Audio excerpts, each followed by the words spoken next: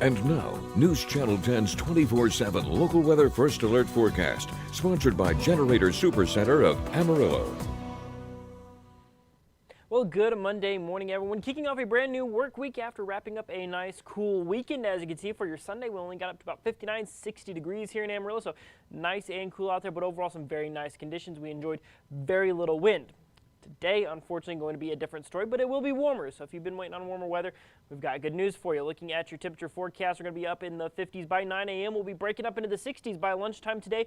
Your normal high for this time of year is 77 degrees. Today's forecasted high, 77 degrees. You're actually going to see further up in the northwest today is actually going to see warmer conditions, as we're going to see more of those downsloping winds push up that direction, as you're going to see mid-70s down off towards the southeast. You're going to see 80s up in the northwestern parts of the area, kind of flip-flopping our kind of status quo for the area, but generally temperatures warmer across the entire region. Just how much warmer depends on where you're at. Of course, those evening temperatures dropping down into the 60s. Overnight lows will be down in the 50s. Now let's talk about those winds. Like I said, unfortunately, it's going to be a warm and toasty day out there, and it's going to be breezy as well. 24 miles an hour by 10 a.m. this morning. You're going to see as we go into this afternoon. Just sustained wind speeds around that 20 mile an hour range for most of the day. Maybe a few road gusts upwards of 30 miles an hour, but generally, for the most part, seeing a little bit of moist air in place, especially further off towards the southeast. That's keeping things a little bit cooler, also keeping that fire danger down as well. We'll be dropping into the high teens by tonight, and then you'll see right here, those winds turn out of the north for your Tuesday. That's a cold front getting ready to push in. We'll touch more on that here in just a little bit. But in the meantime, let's look at satellite and radar. Overall, not much happening right now, but we are anticipating a possible change for at least parts of the country going into later on this week. That's our next weather maker. Possibility for some dry line storms on Thursday, and no, that question mark is not there by accident. There's a lot of question marks still involved with this system of the exact placement, and so therefore our forecast confidence right now is really pretty low, because there's a lot of things that could really make or break this forecast. But a typical setup, low pressure system comes in, dry air comes out of the west, you're going to see moist air being pulled in from the Gulf, and of course wherever the dry line sets up, if you're east of it, you get stormy weather. If you're on the west side, you're going to get dry, breezy, and unfortunately maybe some fire danger. Like I said, the big question marks right now is the dry line position. Will it set up more over the Texas Panhandle, or will it push further east into Oklahoma?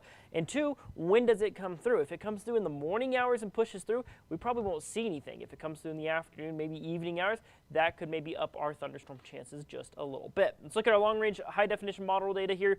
Looking with our dew points first, you're going to see our area dew points here. Because of those southwest winds, it's actually sweeping some Gulf moisture up and around it, and that's actually going to keep those dew points just a touch higher. Like I said, 30s and 40s here for the next couple of days, so that will keep that fire danger low. And with moisture in the atmosphere, that gives that dry line something to lift, and that can help fire off those thunderstorms. But like I said, it comes down to the position and the timing of it. Right now, long-range high-definition model data shows quiet conditions up until then, but you'll see right there, shows the dry line setting up just to the east of Amarillo, right around 11 o'clock midnight, so it does show that late. That has the timing kind of correct, and then of course gives us somewhat of a favorable placement, at least for some severe weather for parts of the area, but you'll notice it quickly pushes in on out of the region. But like I said, not a lot of model agreement as of right now, so therefore confidence is relatively low. So up until then, you're going to see right there 10% chances of isolated storms there on Thursday. Of course, we'll tweak that as we get closer, but 77 today. We'll see that cold front arrive on Tuesday, but I don't think it'll arrive soon enough to really start to drop those temperatures down. You'll see 81 for your Tuesday, and then an overnight low of 49, and then Wednesday will be our coolest day of the week with 68. So that'll be when you really start to feel the effects of that cold front, but southwest winds dominate with that dry line. We bounce right back up into the 80s going into Thursday and Friday, and another possible dry line setup for Saturday and Sunday, but that one's even further out, so that makes us even less confident in that outcome. So of course, keep it locked here to News Channel 10. We'll be providing you, of course, frequent updates, keep you in the loop on everything you need to know as we make our way, like I said, through a brand new work week.